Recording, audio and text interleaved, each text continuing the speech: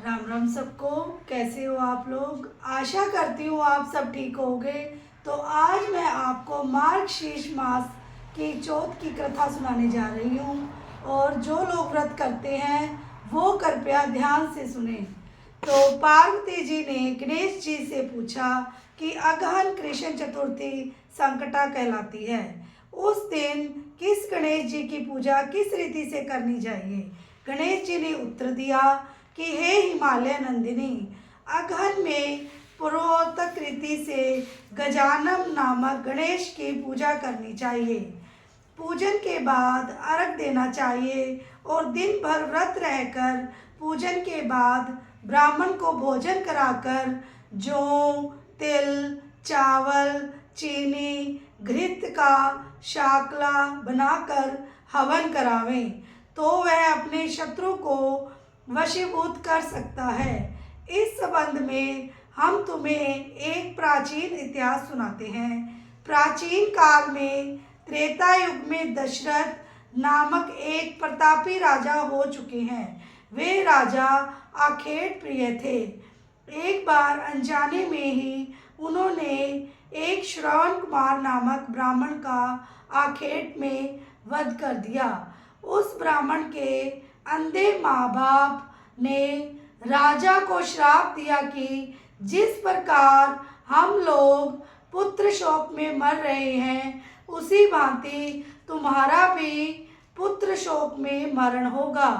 इससे राजा को बहुत चिंता हुई। उन्होंने पुत्रेष्टि यज्ञ करवाया।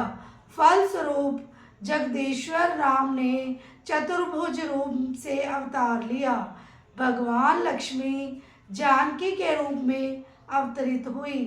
पिता की आज्ञा पाकर भगवान राम ने सीता और लक्ष्मण के साथ वन में खरदूषण आदि राक्षसों का वध किया। इससे क्रोधित होकर लोगों को रुलाने वाले रावण ने सीता जी का अपहरण कर लिया।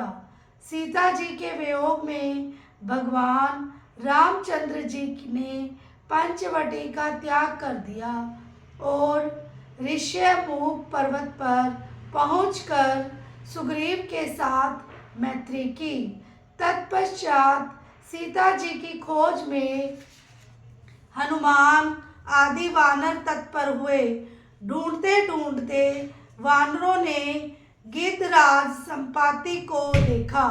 इन वानरों को देखकर संपाति ने पूछा कि तुम लोग कौन हो? इस वन में कैसे आए हो? तुम्हें किसने भेजा है? यहाँ पर तुम्हारा आना किस प्रकार हुआ है? संपाति की बात सुनकर वानरों ने उत्तर दिया कि भगवान विष्णु के अवतार दशरथ नंदन राम जी सीता और लक्ष्मण जी के साथ दंडक वन में आए हैं। वहाँ पर उनकी पत्नी सीता जी का अपहरण कर लिया गया है। हे मित्र, इस बात को हम लोग नहीं जानते हैं कि सीता कहाँ है। उनकी बात सुनकर संपाति ने कहा कि तुम सब रामचंद्र के सेवक होने के नाते हमारे मित्र हो। जानकी जी का जिसने हरण किया है और वह जिस स्थान पर है वह मुझे मालूम है। सीता जी के लिए मेरा छोटा भाई जटायु अपने प्राण गंवा चुका है। श्री रामचंद्र जी के चरण कमल का स्मरण कर हमारे भाई ने अपना शरीर त्यागा है।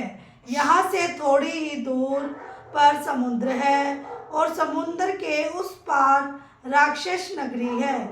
वहाँ शीशम के पेड़ के नीचे सीता जी बैठी हुई है। आप लोग देखिए, रावण द्वारा अपहृत सीता जी अभी भी मुझे दिखाई दे रही हैं। मैं आपसे सत्य कह रहा हूँ कि सभी वानरों में हनुमान जी अत्यंत पराक्रमशाली हैं, अतः उन्हें वहाँ जाना चाहिए। केवल हनुमान जी ही अपने पराक्रम से समुद्र लांघ सकते हैं, अन्य कोई भी इस कार्य में समर्थ नहीं है।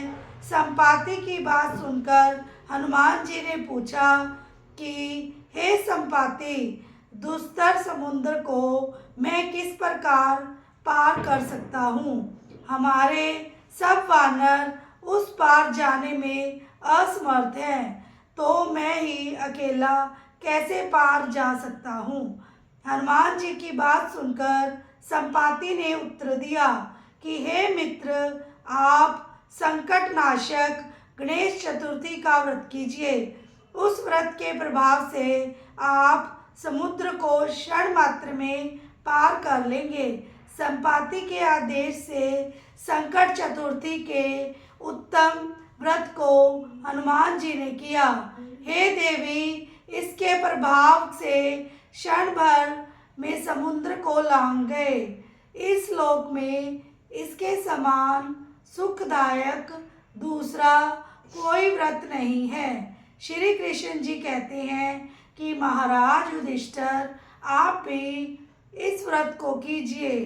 इस व्रत के प्रभाव से आप क्षण भर में अपने शत्रुओं को जीतकर संपूर्ण राज्य के अधिकारी बनेंगे।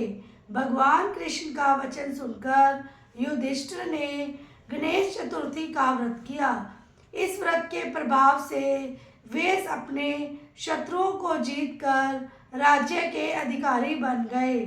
हे गणेश चतुर्माता, जैसे सबको दिया वैसे हमको देना, कहना सुनने और हुंकारा भरने वाले को। और अब मैं आपको गणेश जी की कथा सुनाती हूँ, क्योंकि कोई भी कथा करते हैं तो गणेश जी की कथा करना अनिवार्य है। तो एक बुढ़िया माई थी, गणेश जी की माला फेरती तो गणेश जी राजी हो गए। तो बुढ़िया से बोले, बुढ़िया माई मांग ले। बुढ़िया बोली, मुझे तो मांगना ही नहीं आता। तो गणेश जी बोले, अपना बेटा बहू से पूछ ले। बेटा कहता धन मांग लो, बहू कहती मेरे लिए पुत्र मांग लो। और पड़ोसन से पूछा कि कहते क्यों, पड़ोसन बोली क्यों मांगे धन, क्यों मांगे नाती, तू अपने दीदे घोड़े मांग ले, नहीं तो बुढ़ापे में पड़ी खाट में सड़ेगी। बुढ़िया चक्कर में पड़ गई, सोचती सोचती सो गई। नहा धोकर पूजन किया और गणेश जी आए। गणेश जी बोले, कहते पूछ लिया बुढ़िया? कहते हाँ पूछ लिया। कहते मैं अपने पोते को सोने के कटोरे में दूध पीता देखूं। गणेश जी महाराज कहते बुढ़िया माई, तू तो भोली दिखती थी, मांगने पर सब कुछ मांग लिया। चलो ऐसा ही होगा। धीरे धीरे सारी बातें होने लगी। बहू के लड़का हो गया, बेटे को धन मिल गया और बुढ़िया के नेत्र आ गए। हे गणेश जी महाराज, जैसे बुढ़िया माई को दिया वैसे सबको दिया देना, कहना सुनना और अहंकारा भरने वाले को सबकी इच्छा पूरी करना। गणेश जी महाराज की जय हो।